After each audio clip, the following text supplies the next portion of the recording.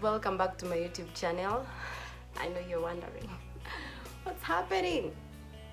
Okay, I was off for a while. I wasn't feeling so well, but I am back.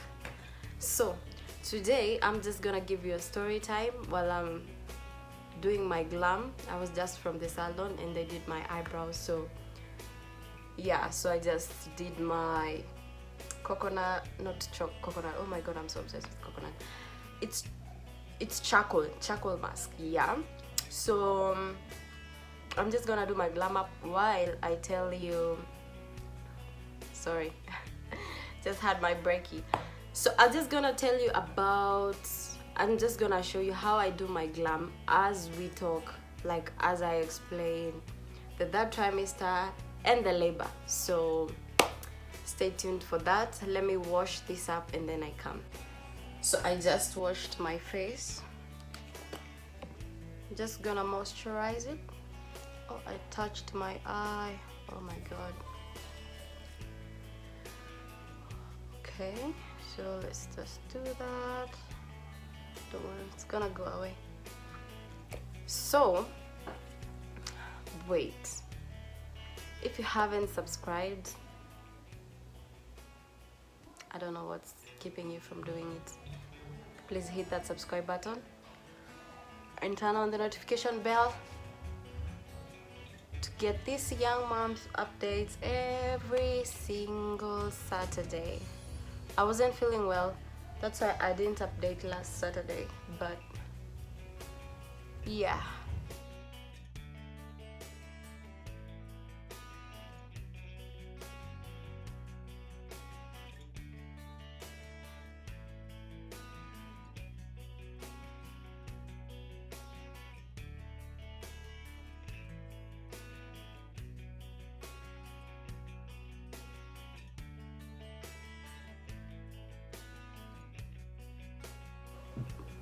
Yeah, so just okay. So that trimester I had to take a bed rest. If you haven't watched this series, make sure you check them out. We have episode 1 out, episode 2, episode 3. This is episode 4. So yeah, let's continue. I don't know if you guys would like me to like explain what I'm doing, but I just will not. But if you're interested, make sure you tell me on the comment section. So next video I will explain what I'm doing. Okay, had to go for a bed rest, I told you before that, and it wasn't as pleasant because I had to undergo you imagine being on a bed rest. It's just so annoying because you can't do anything, and as a first-time mom, I'm scared of doing something that might harm my kid, right? So I had to just adjust to it. I had to take a bed rest, so from my 26th week to 30, yeah, to 30. No, not to 31, to 31, yeah. So yeah, it happened a while ago, so don't mind if I stammer, because sometimes I forget. It's normal. It got to a point, I used to go to my clinics normally, so my I got to a point, the midwife told me, I was so scared because I was starting to get big, like really big, and I didn't want to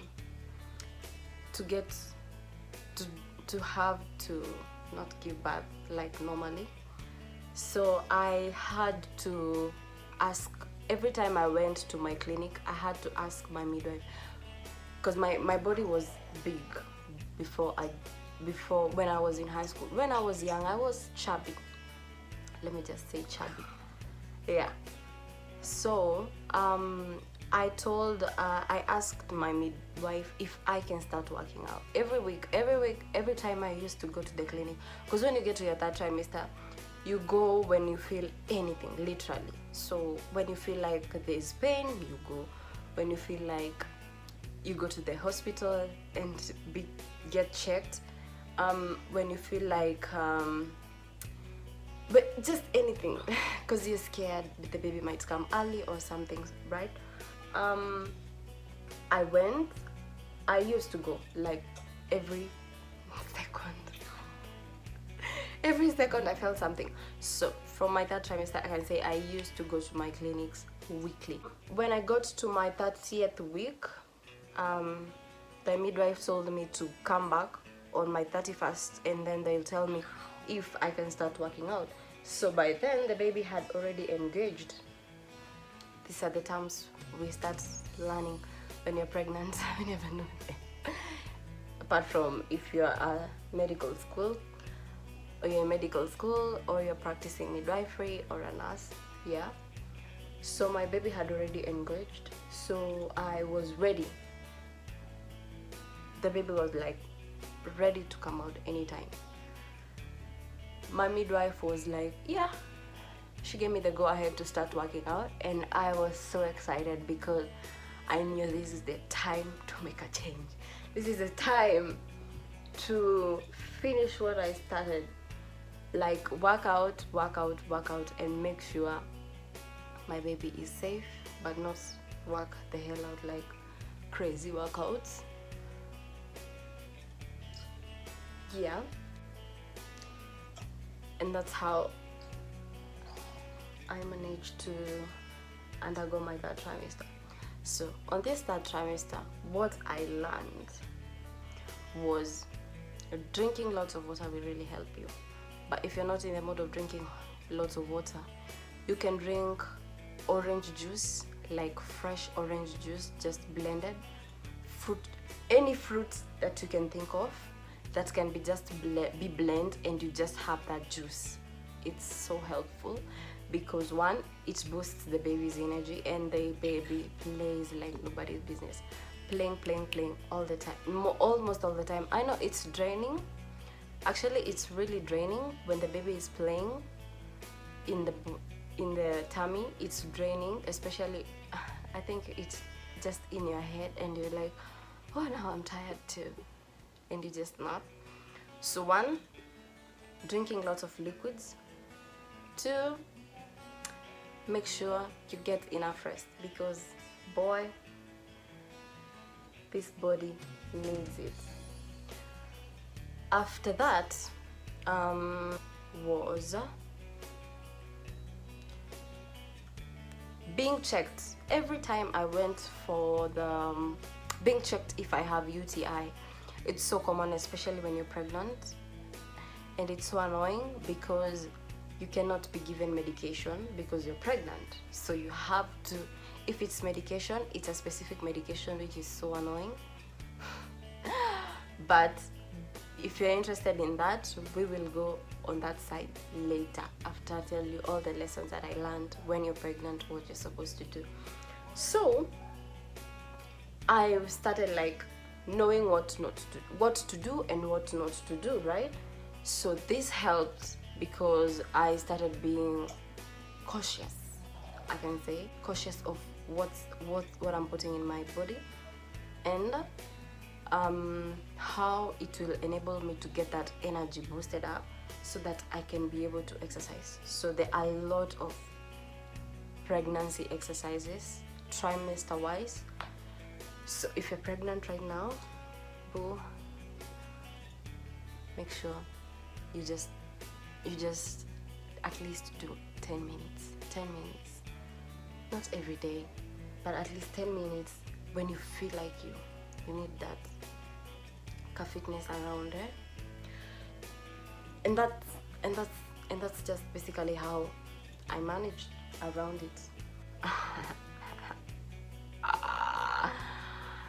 This is the time you've been waiting for, like from when you started this journey, or from when you got pregnant.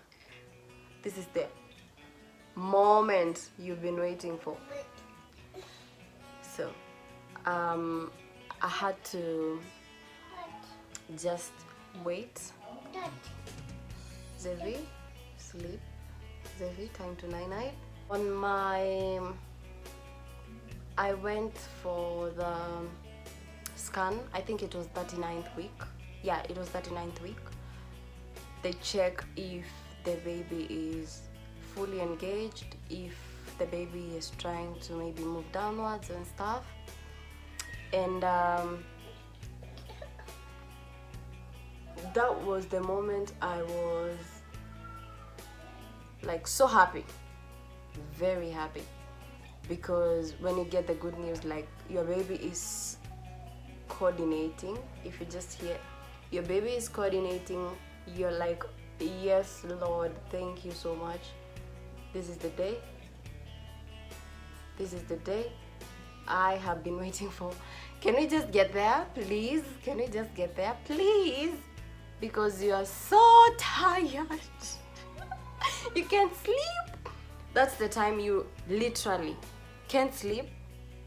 1, 2, you can't eat a lot. You're super hungry, but you can't eat a lot. Why? When you just get full, my God, you can't even sit. And if you have a pregnancy pillow, this is the time it saves you, because you just lean back and stay and let the baby enjoy the food while playing. My dear, your head bangs. Not like headaches, no, but it's just bangs because you're too tired. Anyway, life, what can we say? Yeah, we got to see everything. We got the last picture. Yeah, this is like the last days of being pregnant. Yeah, because I was 39 and 4 days. So when I got to my 40th week, I took the longest stroll of my life. I walked like 10 kilometers because I just wanted the labor to be induced, labor to just come. So I walked for 10 kilometers that day. I had a bottle of water, so I was just drinking water while I'm taking a stroll, just going and not stopping. And then when I got to a point, I was like, I'm going all the way back that way. And the way I was like so hyped to go for that long walk. And yeah, I did. I went back slowly but surely. I got home safe. Those were the times you're sure you're not gonna cook a lot of dinner, or you're not gonna eat dinner because you're just full, you're just stocked, you don't want to have anything in your stomach. Yeah, and that's the beauty of the journey. So 40 weeks, 4 days, it's like that all the time. So then the baby reduces the mode of movement because I think they're tired too. They just want to come out, and you're like, when is this going to happen?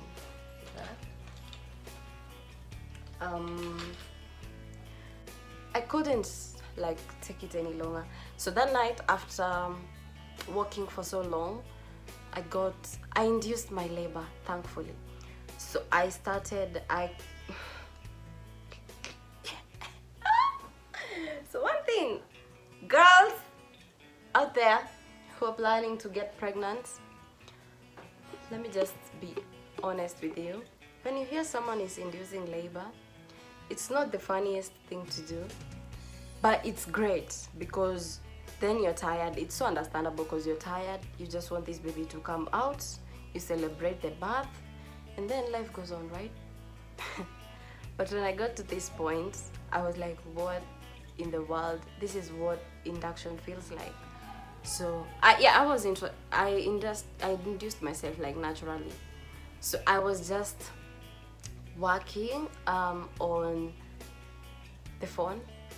We check how many minutes was that contraction, and then we wait 5 hours. That's the next contraction. And I was so pissed off because I thought when you induce labor, it's just because when you see in the movies, it's like induction of labor, and then 1 minute water broke, the next minute pushing, right? But now, real life, bro, is different, because 1 minute you've induced your labor, the second minute, you're just counting the contractions. Anyway, after that, I booked myself to the hospital because I've already started the contractions. I didn't want to wait. I'm one impatient person, especially when it comes to some things, and most people know that. But this time I wasn't that patient. I went direct, booked in myself, and I was like, yeah, when I'm in there, I'll call my relatives and tell them that like I'm in the hospital and labor has started. Yeah, so that's what I did. I booked myself in and then called everyone and told them, hey yo, I'm in the hospital. And everyone was like, oh my god, is the baby here yet? No, it's just some contractions. And this is the time you pray it's not Braxton Hicks. But thankfully, I'm at my 40 weeks, 5 days. So definitely not Braxton Hicks. The baby is coming, right? And we have this instinct, women, oh thank God, that tells us the baby is coming or is just false, right? And that was it. Yeah, midwives were like, just walk a lot, and just don't sit, walk and sleep on your left side. Yeah, I think it enables the labor. I don't know what it does, but that's just my thought. During that time, you follow whatever you are told to do, right? Because you just want this baby to come and celebration starts, and life is a fairy tale. That's what they say. But when that time comes, it's not a joke. It's definitely not a joke. So that was there. In thing. So we got to boys and girls, ladies and gentlemen, can I have your attention, please? If you're pregnant, don't follow the movies. Do not follow the movies. And one thing you should do, be prepared mentally, mostly mentally, because they're by yourself. Emotionally, and don't listen to all the horror labor stories. No, there's some good stories, boy. There's some good stories out here about labor, and I think mine is one of them, because I'll tell you the tips. But let me just continue the story. So at night I just went to like take my night sleep. That was when I just booked in the hospital. I went for the night to like sleep. I had walked literally the whole day, so because I didn't want the induction, the medication to be induced on me. I just wanted it to be natural. I hear a lot of stories like you really want it to be natural, and then it gets to a point you just tell them, go ahead, do the induction because I'm so tired of this. So thankfully my water broke, and it doesn't break like leak. No, it breaks like the way you break a thermos when it's filled up with hot water. You can try that experiment, but don't try it at home because If you are not at your own house, your parents will kill you. After the water breaking, I was happy. I was scared but happy because finally it has happened. And I had listened to a lot of stories, and I was sure I'm not waiting for a fairy tale to happen, like my baby to just come out after my water breaks. So I waited. So that's when, weirdly, that's when my labor like started, like fully kicked in, and I went into labor for 7 hours, 7 full hours. So contraction after every 5 minutes, and I even stopped counting because they were super bad, so I don't even know. So it got to a point when there are contractions every 5 minutes, boy, you can't even talk. And that's the thing. Most people curse, but I was just singing. I got talent, bruh. I was singing, I was thanking the Lord for this beautiful day. I was losing my mind.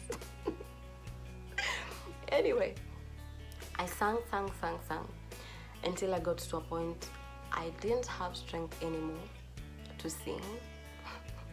So I was just praying to finish this journey. Right now I can laugh about it, but then it was not a joke. And I understand why we women, we go through that process and we still want to go through it again with another kid, because it's beautiful but crazy. Anyway, it got to that point, so I had to, I started getting sick. Like literally, I couldn't handle my body. It was too heavy. So I started vomiting everywhere, and that's when my midwifery came and told me, Nina, your baby is here. We can see the head. And I'm like, what the hell? I'm sick. So that's the excuse I gave. I'm sick. I can't push. I'm sick. Stay tuned to check out how the labor went. Because I still laugh about it till today because it's super crazy. Let's get this makeup done. I hope you have enjoyed this story. If you have not subscribed, make sure you hit that subscribe button and don't miss out the next episode, because I don't know if it's gonna be too emotional, but definitely I will not be doing my makeup then, because when I talk about it with my pregnant friends till today, it gets emotional to me. So stay tuned for that. Let's finish this up.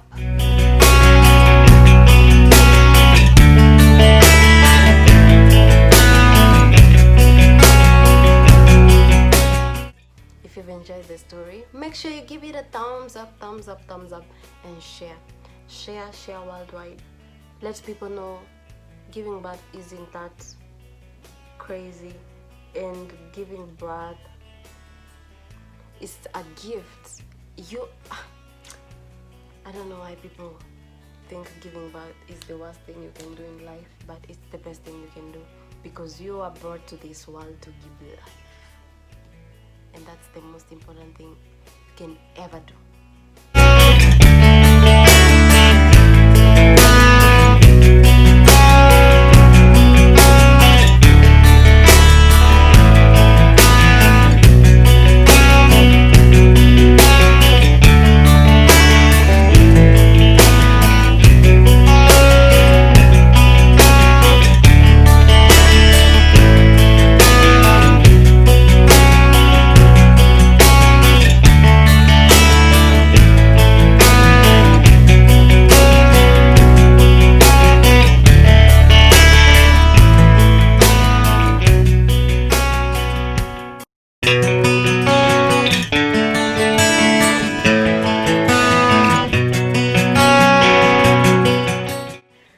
As I was editing, I remembered I didn't give a shout out. Big shout out to you, Njeri Njunge. Thank you so much for your comment. Oh my god, yeah, I just realized I wasn't saying my baby's name. But stay tuned for the fifth episode. I will tell you how we named him and how that name just popped up after I gave birth. So, yeah, stay tuned for that.